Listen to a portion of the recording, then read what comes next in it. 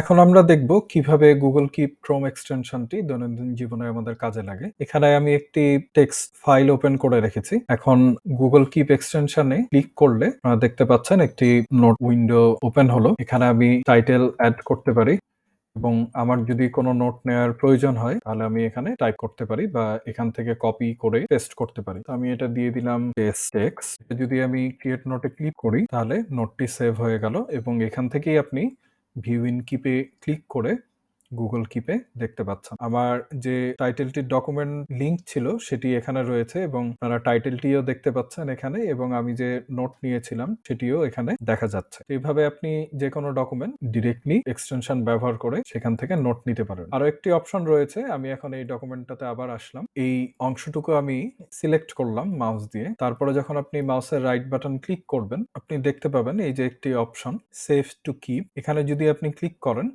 Google Keep নোটটি automatically open হয়ে এই selection Google কিপে save হয়ে গিয়েছে। এখন আমরা যদি একটু Google কিপে যাই, জাস্ট এক্সটেনশনে ক্লিক করে আমি গো টু কিপ দিলাম, আমি Google কিপে চলে এসেছি। আবার এই যে টেক্সটটি আমরা কপি করেছিলাম Google ডক্স থেকে, এই ডকুমেন্টটি Google কিপে সেভ হয়ে গিয়েছে। এখান থেকে আপনারা প্রয়োজনীয় এডিট করতে পারেন। আপনারা যখন Google ডক্স বা Google-এর অন্যান্য প্রোডাক্ট ব্যবহার করবেন ডান পাশে বেশ কিছু আইকন দেখতে পাচ্ছেন। এখানেও Google কিপের আইকন আপনারা দেখতে পাবেন। এখানে এটা ক্লিক করলেই Google কিপে যতগুলো নোটস রয়েছে সেটি আপনি এখানে দেখতে পাবেন। আমি এখন এই নোটটি Google ডক্সে নিয়ে আসতে চাই, সেটিও আমি করতে পারবো।